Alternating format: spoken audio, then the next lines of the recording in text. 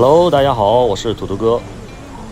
在上一个视频里面，我们看到斯德哥尔摩爬虫馆里面的小家伙，也就是说捕鸟蛛。那今天呢，跟随土豆哥的镜头看一下这里面的大家伙。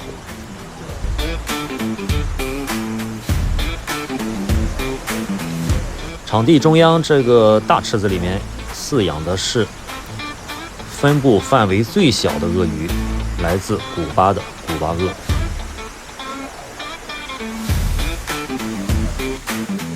那我们看到这只古巴鳄啊，它的身世也非常的复杂。1978年，古巴的卡斯特罗把它们作为礼物送给了访问古巴的俄罗斯宇航员。俄罗斯的宇航员呢，把它们带回了莫斯科。3年后呢，也就是1981年，它们被俄罗斯捐赠给瑞典的斯德哥尔摩这一座斯坎森水族馆。并于3年后，1984年，它们产下了第一批蛋，并于同年8月孵化。这是古巴鳄啊首次在圈养中成功的繁殖。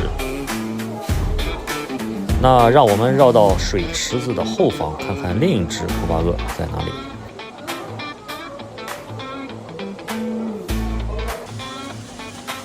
在这里晒背啊，晒背是很舒服的。促进钙的吸收，那紫外线呢还具有加强皮肤免疫系统的功能。这里面的丰容造景树干一部分是真的啊，还有一部分是仿真的，用水泥制作的。不过我感觉啊，它这里的水是真的非常清澈啊，非常清澈。展厅的上方呢，也是介绍了这一对夫妻鳄鱼的身世。洗完澡，两口子，这是要干啥呢？